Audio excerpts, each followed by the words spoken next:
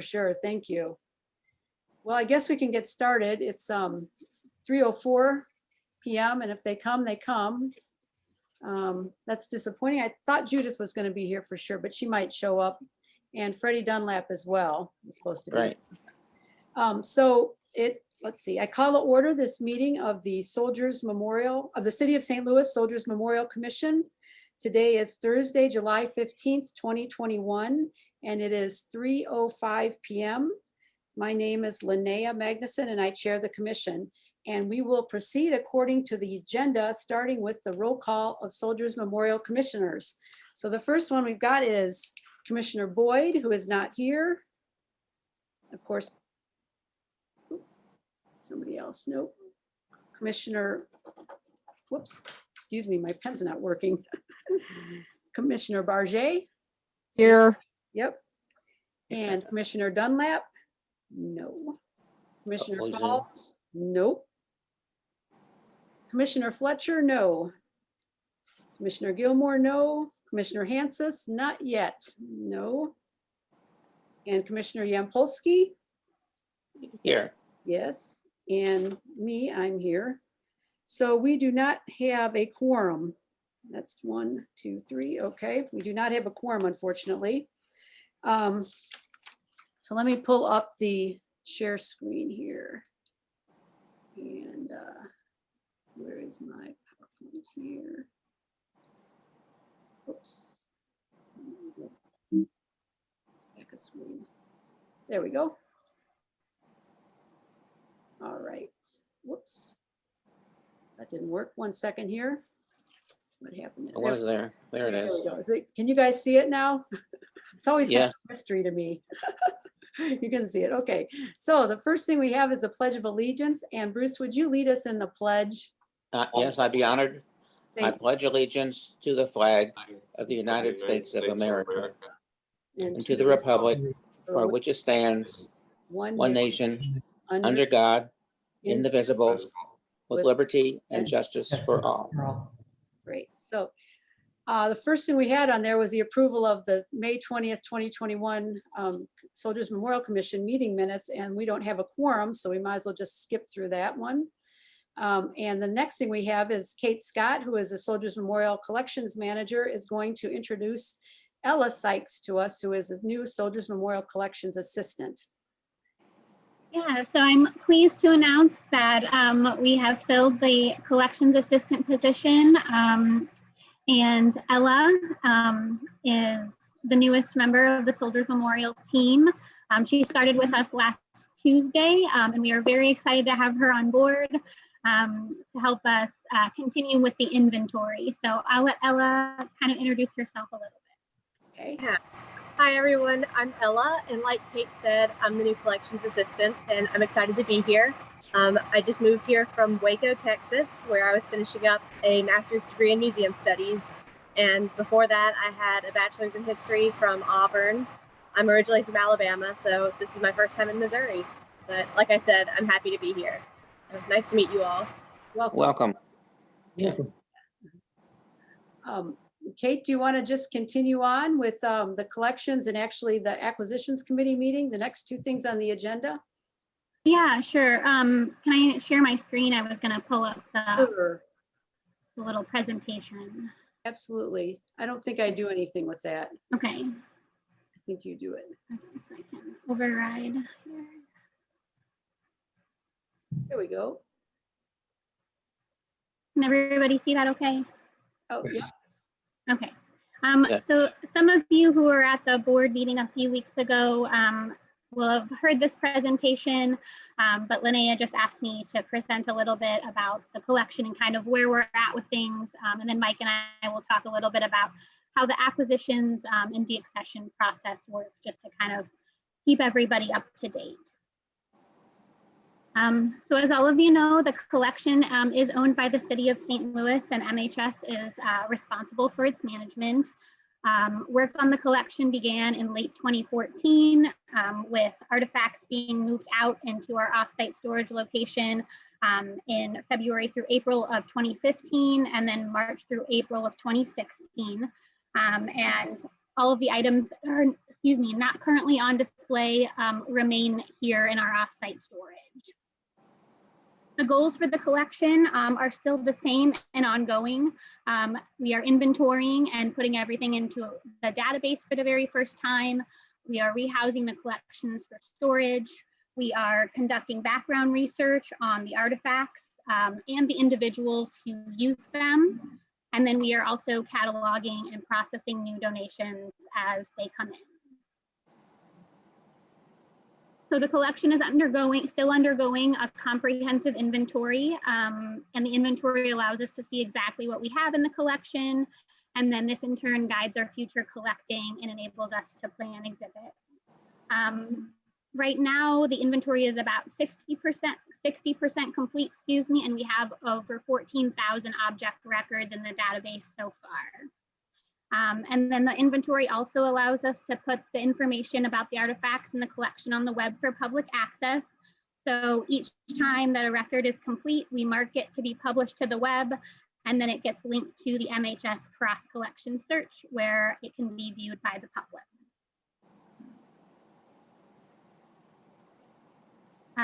When we inventory the artifacts, they're first examined for a historic number, and then these correspond with their new 3-part catalog numbers. We enter information about them into the database, including title, a physical description, and their measurements. And then after that, they are physically numbered with a variety of methods based on the materials with their catalog number, and then that's how we track the artifacts going forward. Once they're numbered, they are either photographed if they're 3D artifacts by our contract photographer, or if their photos are archival materials, they are scanned by either Ella or myself. And then these photographs eventually get connected to the database, and each photo will show up with each object record. Once that happens, each artifact or group of artifacts, depending on if we're rehousing a bunch of like items together, are rehoused for storage. And this includes a variety of different methods. And I've got some pictures on the next slides to kind of show you some of the ways we do this. So we have clothing racks for the textiles, as you can see in the upper left photo. And then we do have open storage, padded shelves for some of our larger and taller items. And then we also will do custom boxes that are padded out for smaller artifacts, as you can see with the mess kits in the lower left corner. We also have special cabinets for all of our firearms and edged weapons. These drawers are also all padded out to keep these artifacts as safe as possible. And then some more photos of the drawers inside of our special weapons cabinets, some for the guns as well as sabers and larger edged weapons. We also have drawers that are padded out for all of our matted photos and documents. These get stored flat. And then one of our other kind of big collections is flags. And so we house these in a variety of ways. We either roll them with protective coverings to keep them protected from dust and light, and these get stored on the tops of our shelves, or depending on their condition, they will get stored flat. We have a very large flag cabinet in our space now that came in 2019. And so Ella and I will be working to get all of the flags that need to get stored flat put away in this cabinet in the coming months. So that's kind of where we're at with inventory, still working on it, but now that Ella's on board, we will hopefully be moving at a little bit of a faster pace with that. So excited for what's to come. And then to talk a little bit about our policies and procedures. So Soldiers Memorial follows or has been incorporated into MHS's collections policies and procedures where possible. So we follow the same loan policies, the same integrated pest management policy, and we have an addendum at the back of the MHS disaster plan. And then Soldiers has a separate acquisitions policy, which we'll talk a little bit more about in a second. And then we are embedded into the MHS, the accession policy. So first, to talk about acquisitions, I'm going to pass it over to Mike really quick so he can kind of talk about his role in that, since acquisitions start with him.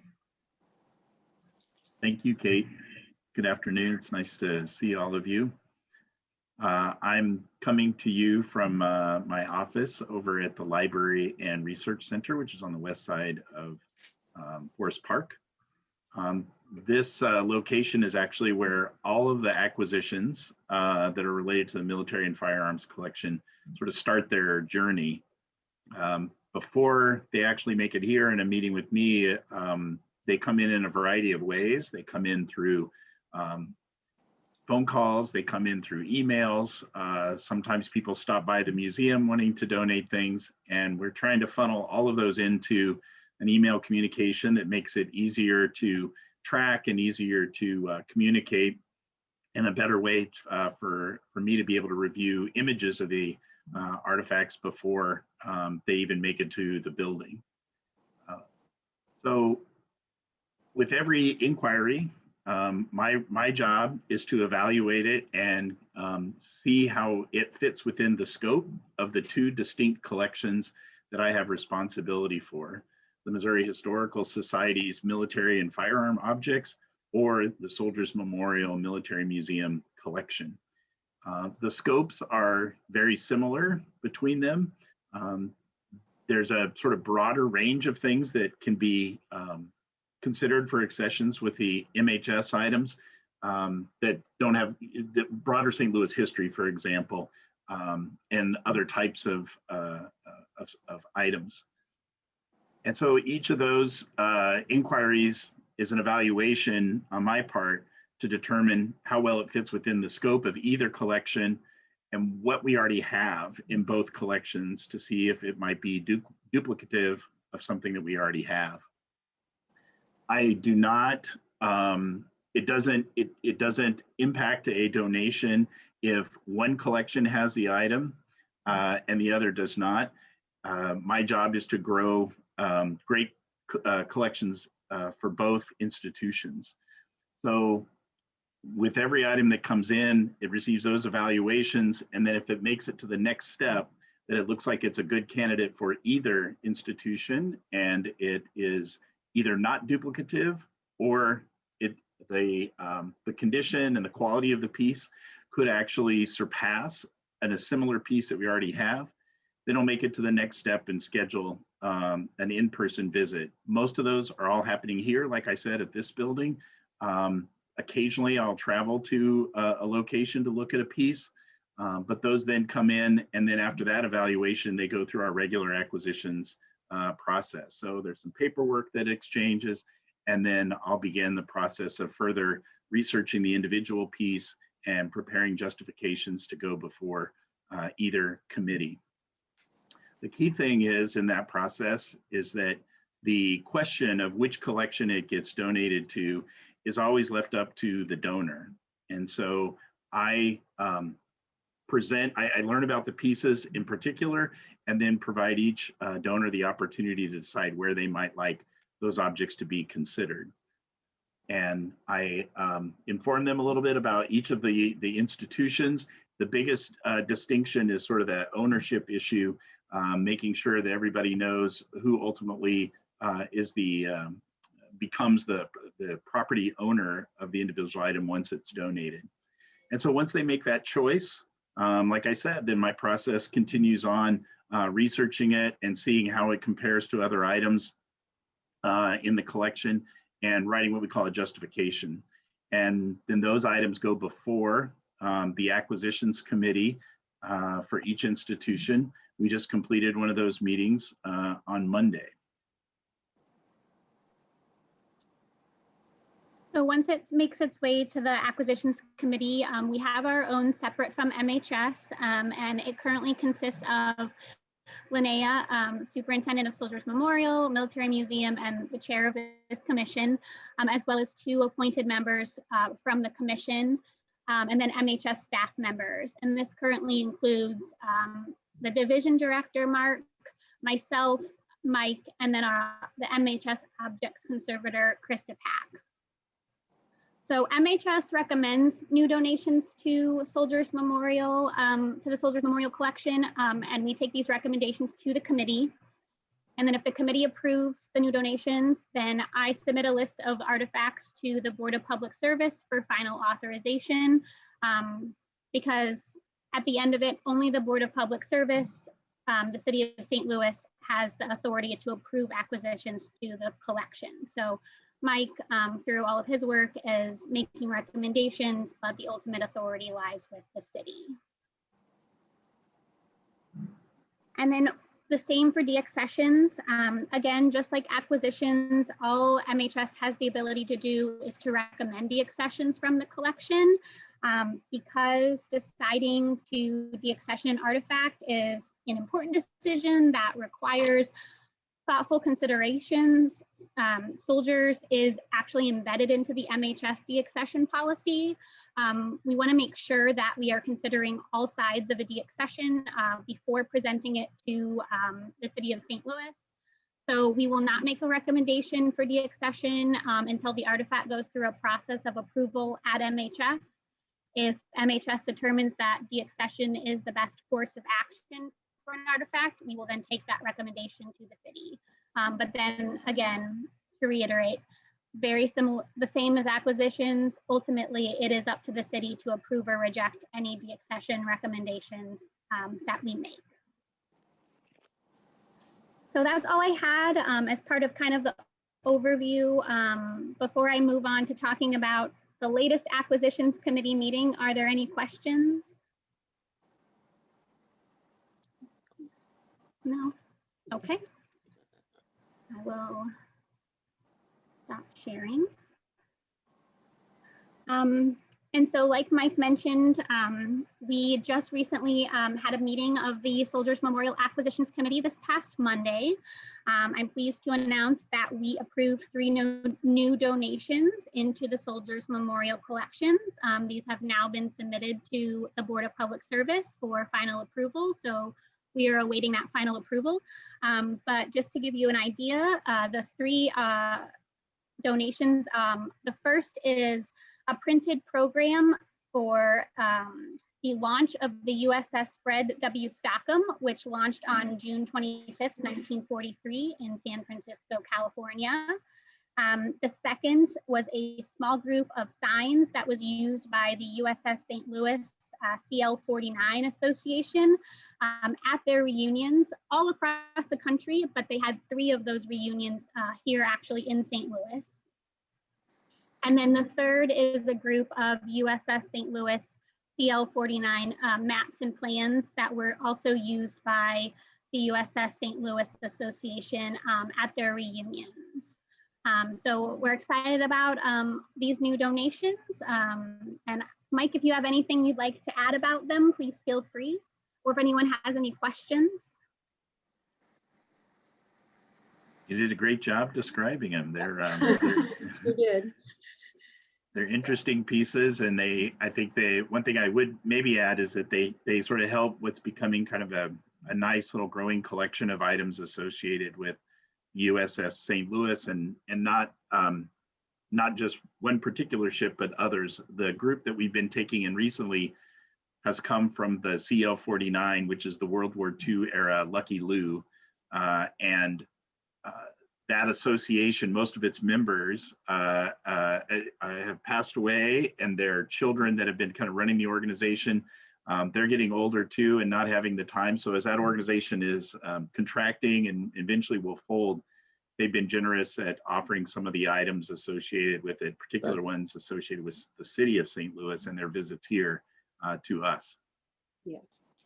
Speaking of the USS St. Louis, you just recently had a display or a motion picture or slide, and I unfortunately wasn't able to see it over at the museum, over at the History Museum. Can you tell us something more about that? Or how was it attended? Or Sure. Yeah, I will. It's on the agenda, so I think okay. I'll wait, Bruce, until Yeah, that's fine. That's I'll wait fine. until it's that point. It might be Okay, the next great. point. I'm not 100% sure without pulling the agenda. Yeah. Yeah. I just wanted to say that the program from the USS Stockholm, that was incredible. That's from 1943, and it speaks about the Medal of Honor being at Soldiers Memorial. And it was a really great primary source document, as well as just being, it's in and of itself a great piece or an artifact as well. So the information on it, I think, is going to be great for research purposes and just in every way. I'm so excited about it. I think I said it was one of my favorite things I'd seen in a long time, and it definitely is. It's neat to see that kind of come full circle. The content for that was created locally here in St. Louis by the Fred Stockham Post, and then eventually was printed, and these programs were handed out at the launching in California in 1943, as Kate said. So it's lived out there for what, 67, 70 years, 80 years. Yeah. And so it's finally coming back home to St. Louis. So it's nice to do that and add to our other items associated with the U.S. Marine veteran Fred Stockham. Yeah. Does anybody have any questions at all? If not, I think I'm going to put up the agenda again so I can remember myself what's on it here. Let me share screen here again. Yeah, okay. If not, then I think we'll move on to the next item on the agenda, which is the USS St. Louis event, which Bruce just asked about, that took place at Soldiers Memorial on Monday, July 12th. And it was pretty cool. I was there myself. So yeah, so Mark, would you tell us about it? Yeah, absolutely. So really over the past year or so, we've been collaborating with PBS 9 to develop a 1-hour documentary regarding the history of really all the 7 USS St. Louis ships, but with a nice mixture of the recent commissioning of the 7th ship. And that ship was commissioned just under a year ago on August 8th, 2020.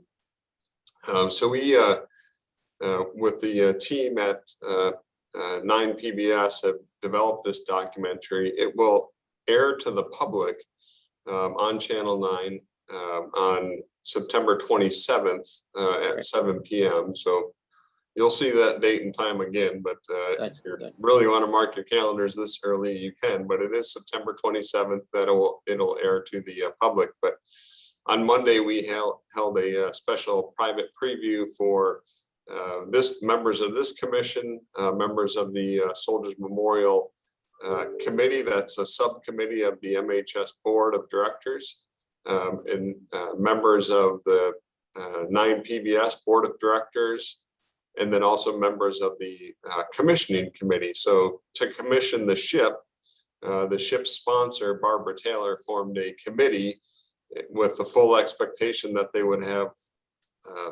pomp and circumstance and ceremony that surrounded the commissioning of the ship, really kind of a week-long slate of activities leading up to that commissioning on August 8th. And of course, all of that was kind of scuttled with the COVID situation and the heavy restrictions on group activity. So the commissioning committee is still a thing and still active, but they also were at the members of that committee were at the preview as well. So I thought it was a great video.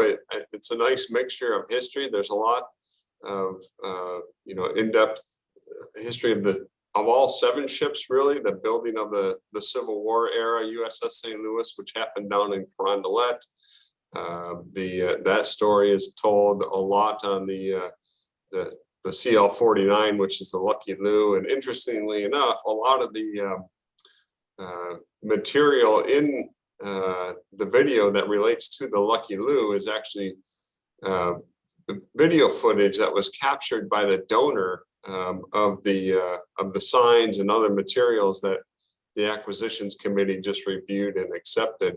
And so not only was this gentleman helping to organize those reunions, but when he was there, he was also capturing kind of like home movie type footage, which found its way into the documentary. So there's some amazing clips of veterans who served on that ship, who were in Pearl Harbor during the attack, and who of course, kind of famously made it out of the harbor to save themselves and the ship. So I thought it was great. It was really neat and fun to partner with 9PBS to produce such a thing. And I think it laid the foundation for the potential for future collaborations on these types of documentaries. And it was a nice relationship building thing as well. So yeah, it was nice. We had popcorn. So you missed the popcorn if you missed the preview, and it was a good event. So. Any questions? Does anyone need to ask anything else of Mark here about it? So again, the date, as you said, it'll probably hear it many times, but the date is September 27th, right? That's correct. Yes, so Channel 9, great. Channel. Whoops, I'll be sure and put it on my calendar. Yeah. whoops, sorry about that. I just lost my screen share. And then it'll also be available, 9PBS has a number of kind of a couple of different streaming platforms and some online options as well. So Yeah, and when you see the announcement for the September 27th showing, 9PBS will likely announce that along with the multiple ways you could catch it streaming and other options. So I have to say, Mark? sorry, go ahead, Yep. Jude. Mark, I'm assuming it's going to be on that, what's the program that they have? Living St. Louis? Yeah, I'm sure though. I think around Memorial Day, I think the week leading into Memorial Day that they did a little segment, kind of a preview that the exhibition was up, or I'm sorry, not exhibition, the documentary preview was upcoming. So, and I'm sure they'll do more of that on Living St. Louis. Yeah, you bet. I just wanted to say that it was as a program, it was a really good mixture of information about what a commissioning means for the Navy, the history of the ships, the different ships. And I think that throughout the whole thing, the theme was to try and tie it to St. Louis and what the ship means for the Navy to have the name USS St. Louis and how that ties to a community. It was a really good mixture of a lot of different types of information. And like, as you said, Mark, it was very interesting. So I'm glad that they did it for sure. Yeah, it was great. Yeah. Any other questions for Mark about it? So Either Mark or yourself, Linnea, okay. mentioned about or maybe it was Kate, about the museum, about the library over on Skinker. It might be an opportunity for either to have a meeting or to give a little tour for the commissioners. Those of you that haven't seen it, I haven't. Oh, the library at Skinker? Right. The former United Hebrew. Oh, sure, Temple. sure. Yeah. I'm sure we could do that. I think right now you guys are in the middle of doing some, what is it? Expanding or changing around your collection space. I don't know if it's when is it closed actually? Yeah, that you're correct, Linnea. There is an ongoing project that starts up here again in August, which is replacing a lot of the shelving, in particular the library shelving, Yeah. and with more compact storage that will allow us to sort of store more in the same footprint. So that it would complicate it a little bit, but we could certainly look at doing that. If not, right away this summer, once that project gets a little more down the road. Sure. Later we in the could year probably or bring next year, over- I don't care. Yeah. It's a pretty amazing place. It's a beautiful building. I mean, Yes, Yeah, it's I know beautiful. the building very Amazing. well. yeah, it is spectacular, I have to say. Yeah. Yeah, unfortunately, while that project is happening, they had to make room and store a place to store all the books while the closed storage is renovated. And so that will be part of the very beautiful reading room that Yeah. you all I thought, are referring to. Yeah. Well, whenever we have the opportunity, I'd like to see it. Yeah. Sounds good. Sounds good. Any other things that you want to mention about that? Should we move on then to the St. Louis Regional Veterans Day observance for 2021? Yeah, sure. Yeah. I'm happy to talk about that. I think that we had a team that met, I think, since the last Was since- commission meeting, I believe. And I think the most prominent decisions that were made in that meeting was to reverse the flow of the parade direction from Union Station to Soldiers Memorial.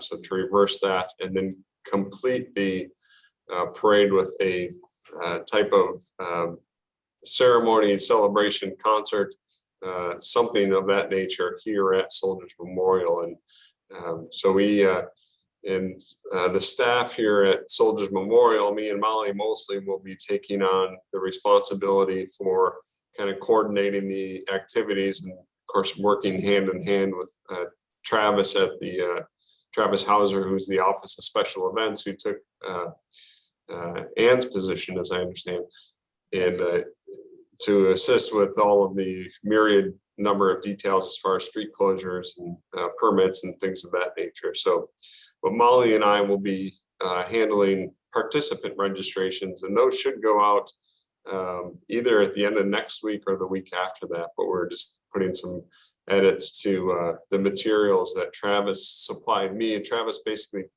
was able to provide me with a whole treasure trove of documents that Ann and Kathy had used for each parade. So it gives us an incredible head start on figuring out the number of different aspects of the parade that need to be coordinated, and as well as the ceremony. So it is happening. I think there was maybe a little bit of confusion about whether or not the parade was happening. It is in fact happening, and we're very excited about it.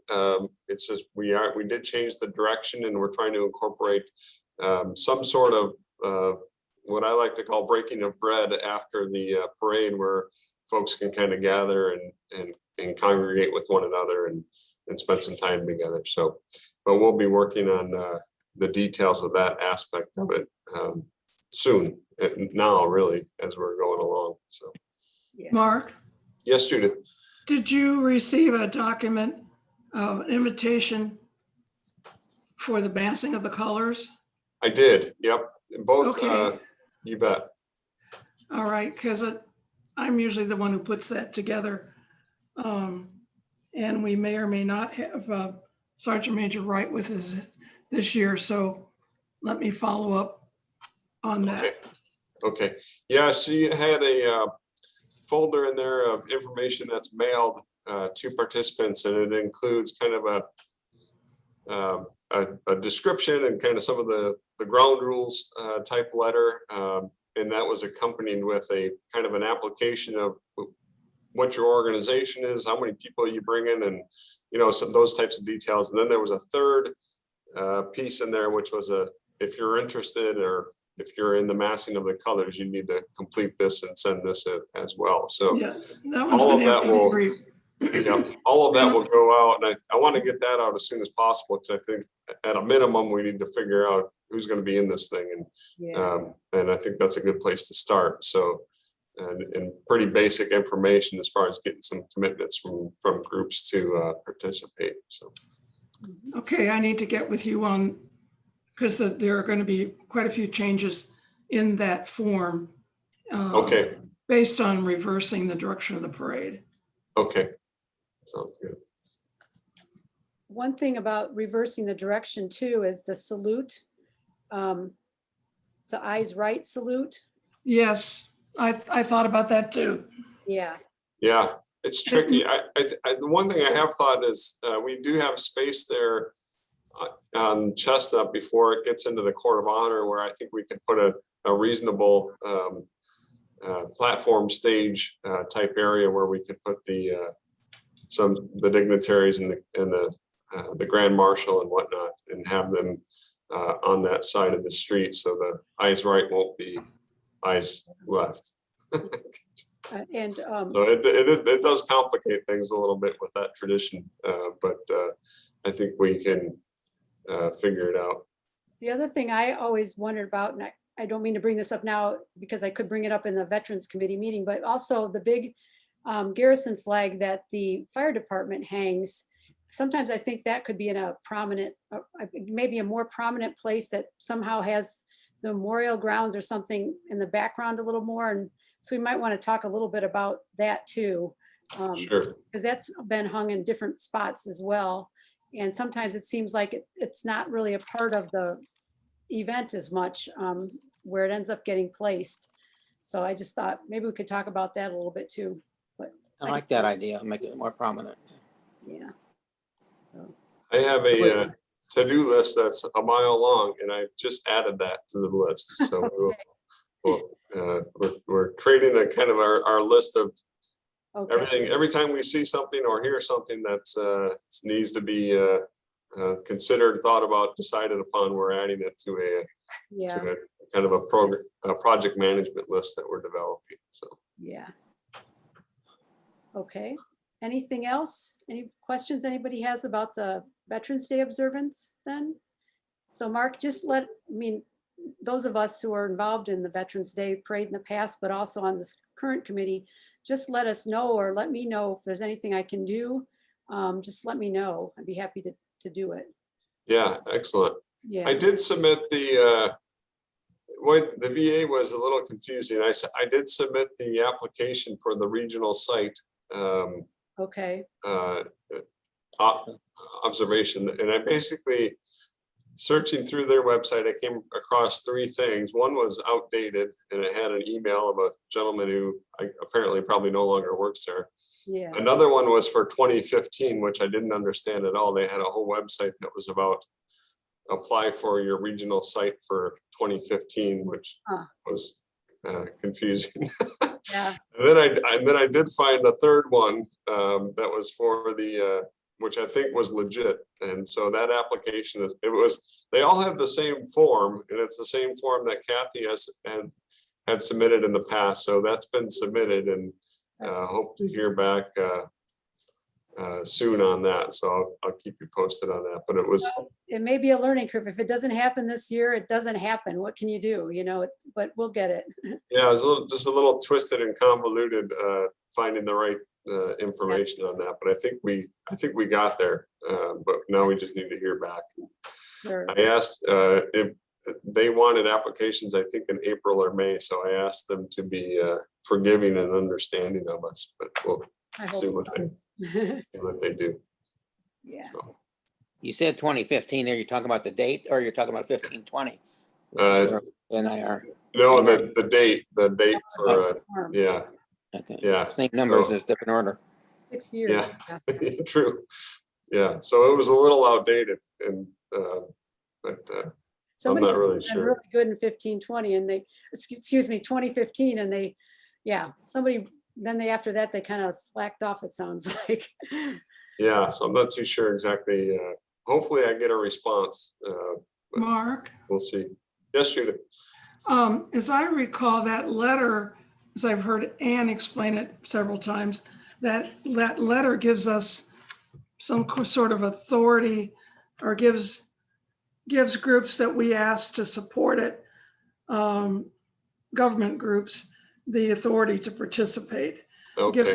Gives us leverage to get things like equipment and for display, and I don't know what all else, but Yeah. Well, hopefully it comes through then, and I'll hound them. If I don't hear back, I'll start pursuing some other channels. So. Sounds good. Does anybody else have any questions about the Veterans Day observance or anything to add? Don't think so, no. Well, actually, but Judith, you're here now. I think we have a quorum, and if it's okay with everybody, I'd like to go back to the Minutes. and approve the May 20th, or approve or at least vote on the Great. commission meeting minutes from May 20th. So let me go back there. And maybe we can look through those really quick and vote on those if they're okay with everybody. I read them. Okay, They're I have okay to. with me. Yes. okay, so Yes, do Do I we have, need a motion? So moved. Okay. do I have a motion to approve? Yes, the I'm so Okay. moved. Second? Second, second, Okay, all those in favor of approving the meeting minutes from May 20th, 2021? Aye. Aye. Any opposed? No. Any abstentions? No. The meeting minutes from May 20th, 2021 are approved as presented. Thank you so much. That's great. All right, so let me call for questions, new business and announcements. I have one question about, Sure. at one time to raise funds for the museum. There was they have a program, I don't know how active it is, but by putting bricks in the front, selling bricks to either veterans or members of the families for their relatives or themselves. I was wondering how is that progressing, or is it now kind of quiet because of the pandemic? Oh, it's going well, Bruce. We did not do I'm trying to recall, I think we did do a spring engraving. We let them accumulate, the applications accumulate for about 6 months, and then we do a spring and a fall engraving just to make it more cost effective for the contractor to come out and do those engravings. But no, that's still an important and prominent way to, for our visitors and those who have a kind of a connection to Soldiers Memorial, to deepen that connection to, as you did with your family. I have 3 bricks there. Yeah. Yeah, absolutely. To have those bricks engraved. So no, that's still an important and ongoing program for sure. Thank you. Anything else anybody has? Yes, I just wanted to extend an appreciation to Mark for the Flag Day ceremonies that were held at Soldiers Memorial. It was a blistering, dangerously hot day, and he wisely took the initiative to get it moved inside so that a bunch of us old people who were there wouldn't succumb to the heat. And the ceremony was absolutely beautiful, and thanks to Mark for making it also livable. It's unfortunate because when we're outside, people who are passersby coming and going in the museum or something, we can sometimes get them to join us as we ceremoniously move the flags into the casket for burning. But it made better sense that day, and Mark just took the right initiative and put us inside, and thank you very much. Thank you, Mark. Yeah, you bet.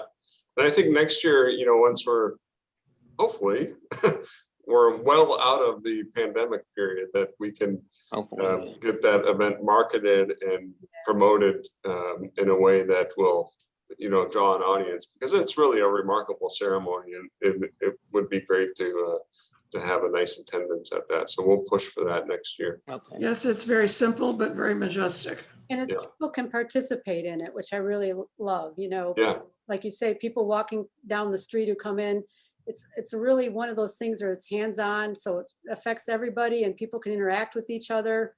I like everything about it. Yeah. So, yeah. And I did that was on the 13th, and then on Flag Day, I did a 1 hour flag etiquette video where I walked through the entire flag code. So if anybody is interested in that, we can share that. It will be on the MHS YouTube channel, but I criticized a lot of people, and in a nice way. But it just, pointed out a lot of flag etiquette, either violations or whatnot that we see quite regularly, and just using the flag code as the foundation, trying to explain to folks the best way to do things. So if any of your groups or anybody is interested, I can share that YouTube link out. Yeah, I saw an awful lot of that at 4th of July weekend. But yeah. Yep. Yeah, there's a lot of it out there. It's unfortunate, but it is there. There was a time when we would lower the flags in the evening and raise them in dawn, and it doesn't seem to happen now. They're just up 24/7. Yeah. Without a light on them. Without a light, Oh, right? yeah, that's not okay. They're supposed to be. I don't know if all of them have lights, but I remember making sure we had lights at 15:20, but Yeah. Yeah, I mean, that used to be something Vernon did every single day at Soldiers Memorial. Yeah, now we take it for granted that the lights are on it, and it makes you not so aware of the flags, I think, in many ways. Because on occasion, those lights need to be changed or they burn out or whatever. They do. Oh, yeah. Yeah. Yep. Anything else or no?